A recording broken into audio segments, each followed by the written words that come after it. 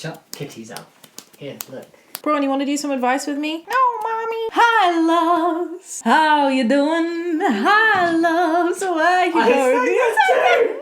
Oh my god! This is a terrible start to the video. So today, I wanted to do a little Mama Shaaba video for you. Get yourself a cup of tea.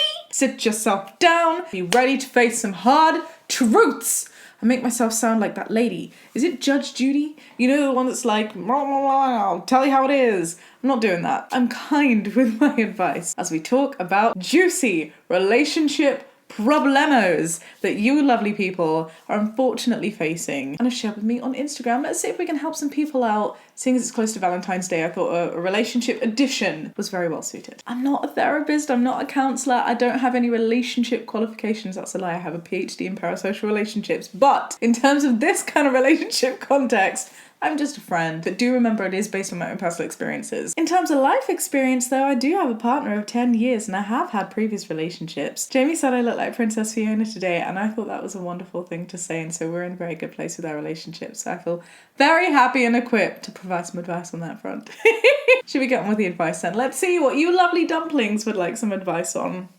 Worried about going to uni without dating experience. Should this be a worry? Love, you do not need to stress your little self out. Of course, your worries are very, very valid, but I need you to know that universities are a place of such diversity and beauty and non-judgment, really. I'm thinking back to the nerves that I had going into university, and mama, they are large. And I liken this experience to going to the gym, because just like you have all of these nerves, other people have all of these nerves too, and you're all worried that other people are going to be focusing on you and the fact that you can't lift those dumbbells. But the reality is, no one's focusing on that because they're too busy focusing on themselves. You're all being put together in this new environment, mostly for most people with a newfound sense of independence and very little cash. It's a scary, exciting, exhilarating environment built and designed literally for you to invent yourself and find out who you are, and so you don't have to worry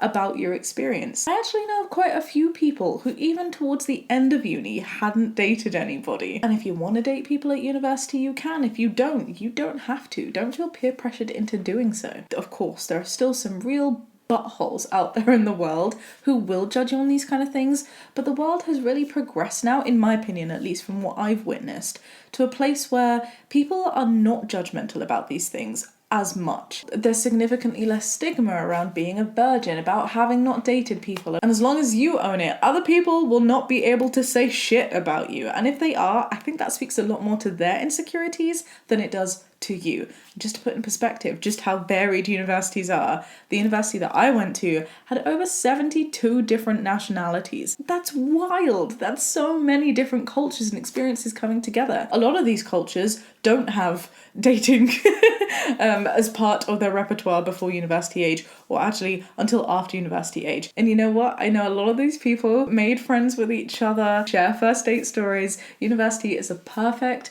place for you to experiment, dating or not, on your terms. If you want to go to single mixers, of which there are many, my university actually ran, what's the name of that show? Let the banana say the pudding. Paddy? I can't remember the name of the show, but they all went off to the Isle of Fernando. My university did one of those. I'm not saying it was the most incredible thing to progress feminist rights, but it was really cute that they were fostering this environment of like single mixing, and it was one of many, many events that a lot of single people had on campus. So if that's something that you're wanting to explore, I hope you can focus on the mindset that university is a fantastic place for you to explore that. So say yes to every opportunity that you feel comfortable saying, disclose to people on your terms, and own your experience. Whether you have dated 10 million people, one person, or no one at all, that's okay. It's part of your story. Your story is beautiful. It's what's brought you here. Just need some love on this. Recently figured out I might be bi.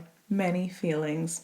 Firstly, Congratulations, cutie. Welcome to the club.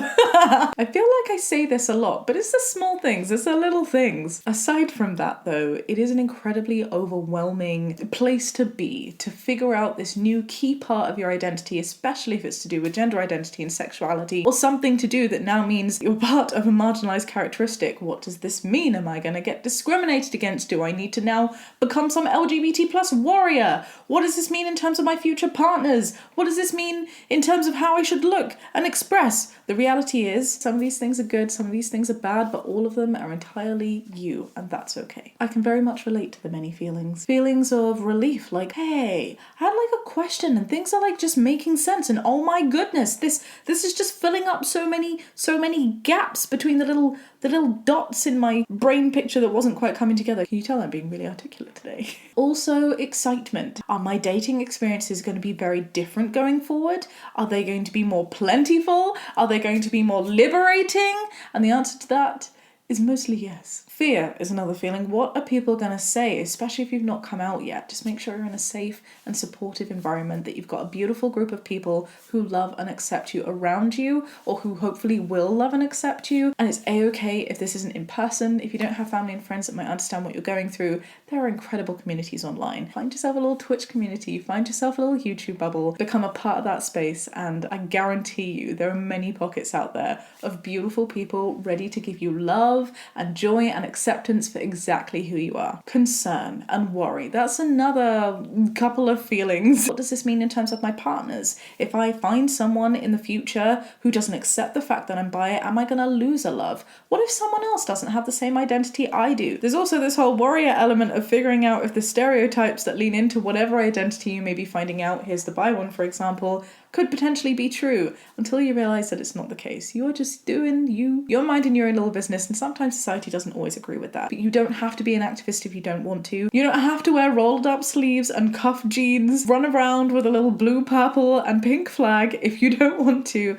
but equally you can if you do. My advice to you is lean into those feelings, take the time to process it, ideally with a great supportive circle around you, and take each day as it comes, because, and I know I've said this twice now, and we're only on 2 pieces of advice, but it really is an adventure. You're finding out awesome things about yourself, you're learning to love yourself a little bit more, and yes, that does come with stereotypes and discrimination, and that doesn't always feel fantastic, but it also comes with a beautiful little community and culture around being bi that's very fun to explore. So I'm gonna let you do that. I'll try not to leave too many spoilers. I've already given one away there with the little cuff jeans, but enjoy, my love, and congratulations once again. This is a really big first step. I think Mama Shaaba's doing all right today. Maybe we're a little peppy, but I'm loving these questions. I hope you're finding the advice helpful. When do you know someone is the one? I feel like my person is, but I'm scared. I feel like maybe my advice is going to be controversial on this one. I personally don't think that there is such a thing as the one. I feel like we have all been tricked by the incredible creative minds at Disney, at Hallmark movie corporates, and we have been lied to by the fairy tale books sold to us as children and the parents that read them to us. And yes, my viewpoint on all of this is probably incredibly skewed. It is absolutely 100% definitely incredibly skewed by what I've witnessed and experienced growing up. I think what that's resulted in is me being very realistic in my approach. That involves realizing that people grow and people change, and sometimes we grow and change in different directions, and that's okay. It's realizing and accepting that we don't have control with a lot of things that happen in the world, and that sometimes those things can affect people to grow and change in ways that we don't expect, and it might not even be that person's fault, right? But I'm not trying to burst your bubble, babe. My point is, if you're having such a fantastic time with this one person, maybe don't feel the need to put the pressure on that person being the one. If you think that they're amazing and you're so happy to have them in life and you feel like they're making you a better person, and perhaps you're able to have the same where you can also help them, then it sounds like a pretty good relationship, sweet, and sounds like you should definitely progress and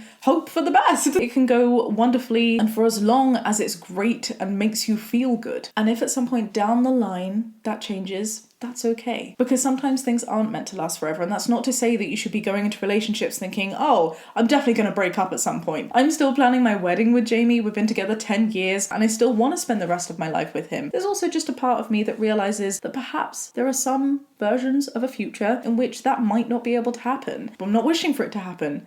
I'm just accepting that it's one of many potential futures. And honestly, I think that makes a relationship stronger, because for me, I know that I'm in this relationship because I want to be, not because I feel like I need to in order to keep up some relationship day streak as I do my Duolingo. I hope that makes sense. But yeah, if this person is making your heart flutter, if this person is treating you right, making you feel like the best possible version of you, that's amazing. And I think you should definitely continue. So go get married and send me an invite. I'm kidding. I'm not. How to communicate with a partner / express problems in a relationship. This is such a good question. So the way that we've worked this out is, one, I'm just a very blunt person. If something's pissing me off, or if I'm struggling with something, I'm like, hey, Jamie, can we have a chat about this? Because I'm not very happy about this one thing, right? And I'd like to talk to you about it. Now, sometimes if there is an argument happening, it's not very easy to create an environment in which you can sit down and be like, so babe, you really pissed me off and I want to tell you exactly how and why. I've learned that my way to settle things is to just talk about them in the moment. I'm like, hey, let me just verbal diarrhea this entire brain fart to you, and we'll like work out a way to be like, okay, this is a great action point going forward. This is how we ensure this doesn't happen again. But Jamie is not me. We are different people and he has a different way of coping. Quite often that involves going to one side, taking some time out, processing with his own emotions first before we can have a chat. Which is a-okay. It took me a long time to realise that it's a-okay. But relationships are compromise. So yeah, honestly, my personal approach to this would be to just talk to them about it. If you are feeling a certain type of way, your feelings are valid and you should be able to talk about those feelings to the person that you trust the most. Having said that, this is the second half of my brain fart. Not everybody thinks that way. I see and I know some really good friends of mine who deal with relationships so differently. Who was I talking to? I will not name them. But I was just speaking to a couple, their partner goes on TikTok, Facebook, whatever, and spends ages showing them videos. And they sit there and they're like, oh, yeah, wonderful. Feeling like they would rather be anywhere else, doing anything else, but having to suck it in because it's what their partner wants and they want to make their partner happy. I get that. Now, Shaaba, being the very brutally honest person she is, would be like, hey, babe, about these videos, so happy that you found something that brings you joy. I don't enjoy them as much as you do, so, you know, go ahead.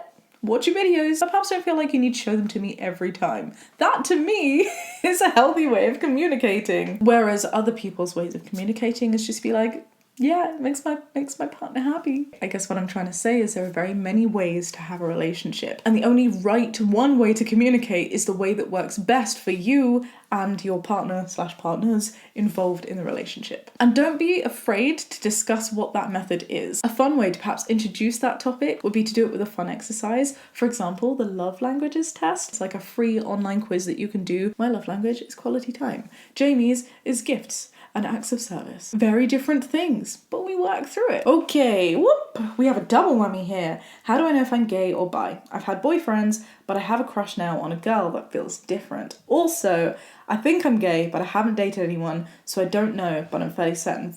Right. Sexuality is such an individual thing. You use the labels, or no label, if that's easier, that works for you. I can't sit here and tell you whether you're gay or bi. What I can tell you is that feelings towards different genders can definitely feel different. For example, and I know this is very textbook and cliche, but you know I can't control my feelings. I definitely value more femme traits in women versus more masc traits in men. And so when I have crushes on men and women, they often feel very different because like the bits of me that end up bubbling and being like, ooh, are like triggered by different acts and qualities. But again, try not to put too much pressure on yourself. You are under no deadline whatsoever to write down what your definitive sexuality is. Feel how you feel, and if you're feeling feelings to more than just one gender that happens to be the same gender that you identify as, likelihood is maybe you're not gay. And in a similar vein, not knowing whether you are gay or a lesbian because you've not dated anyone yet, the only criteria for you being the sexuality that you are is that you feel a certain way. If you think about it, how do like little 3-4-year-old girls brought up on the concept of marriage know that they want to, marry a prince and be straight? They've not dated guys before. It's just what you see all around you, and it's what you know in here. You can be a 99-year-old woman who's never dated someone in their life, but if you feel that you are gay and you have had attraction to other women, then that's fine. It doesn't stop you from being gay, my love. So to both of you and anyone else struggling with your identity, use a label that fits for you. Okay, advice on staying connected to your partner when you're both so busy. Oh, I feel you. I feel you. I also appreciate the yellow heart. When life gets busy, because busy is a blessing, it's normally a good thing, right? Something has got to give. And for me, that tends to be self-care and love and relationship time. And that sucks. And then I find myself getting grumpy with Jamie and he'll get grumpy with me. And we realize that the reason that we're being this grumpy is because we haven't actually spoken to each other in a while in a meaningful way or had some proper quality time. So schedule that. I used to feel really cringe to put like date nights in the calendar and stuff. But I say to Jamie, hey, we are having snuggle time today. We are going to be watching that movie with popcorn, with your phone away, with your work emails app closed, mine too. And we are going to love each other, goddammit. It's okay to feel like you need to put that work in. It doesn't mean that you are in a bad relationship or that you are bad at being in a relationship. It just means that you have a hectic schedule and that you are making the time for what matters to you most, and that's each other. So that's my advice. Do not be afraid to schedule and routine your beautiful relationship and sexual activities. It's not cringe, it's hot. It's hot because you are putting that person above anyone else. You are like, no, during this time I am yours and yours only. That sounds pretty sexy to me. Okay, a couple more. Relationship anxiety, like feeling bad in a great relationship due to past bad ones that left some scars. I'm so sorry, sweet, that you feel this way. You're not alone. I know a lot of people who carry, in fact, I think everybody in a relationship who has past relationships, and that's not just romantic ones, carries the baggage from the bonds that they've had from other people into the new relationships that they form. And sometimes it's something that we are really conscious about and could be like, oh, yeah. So the reason I just snapped out at you was nothing to do with you, but actually to do with this experience that I didn't realize was haunting me for like my entire life. Mood. And you know what? The fact that you can send this message means that you do recognize that perhaps there's something that you're really struggling with. And that's like half the battle, right? Recognizing that there's a problem that you can now put your energy towards overcoming. That's pretty cool. So yay to you! What I'd suggest you do if you feel comfortable is having a real open and honest chat with your partner about it. I think if you're able to have that mutual understanding, it will help diffuse the situation if you find past trauma affecting your existing relationship practice again. Sometimes talking about it isn't enough, specifically to that one person. It can feel like a lot of pressure, not just for you, but also for them. So diversifying that load, particularly by speaking to someone super objective and who knows what they're talking about, like a therapist, can really help in these kind of situations. Depends on how difficult the trauma is and how you feel you can best cope and deal with it, right? Okay, one last one. Ready? How do I not get down on myself for being chronically single? Normally I do get some comments on relationship type videos that videos like this make them feel very desperately single. And I always want to be like, no, you stop that right now, because you're making single sound like a bad thing. Single is not synonymous with bad. There are tons of people in the world who are single by choice. Nobody in the world can live up to the awesomeness that is them, and that is a-okay. So if you're feeling chronically single because you want to be single, that's amazing. So perhaps some of the work that you need to do is just a simple reframing in your mind that single doesn't necessarily mean that you are missing out on anything. Also, I don't know if it helps, but I've been in this relationship, for 10 years now. That's a long bloody time. And I have to say, there are definitely some elements of single life that I bloody miss, that I wish I could have back again. So perhaps focusing on the positives of the situation that you're in might also help you feel less down about it. Final thing that I wanted to mention, and it's going to sound really cheesy and really cliche, if you are single but looking for love, the reason that you haven't found it yet, I know, get ready to vomit because the cheese balls are coming out my mouth, is because it's not your time. Somewhere out there, there is someone waiting at this little freeze frame, this little negative of your journey, and this adorable little meet cute, and it's gonna happen to you. You just need to wait for it to come. And you'll have your first dates, and you'll have your first kisses, and then if you want to, you'll have babies and marriage and all of the wonderful things that people sometimes want in life. And all of that is yet to come. And you know what, babe? When you're sitting there thinking, oh, phew, I've been in a relationship for 10 years like me, you too will miss the days in which you are single. Embrace the moment, say yes to every opportunity, and you have all of that to look forward to when the time is right. That's all we have time for today. If you enjoyed this video, do give it a thumbs up, subscribe if you'd like to see more, and I'll see you next time with another video. Be kind and have a great day. Bye.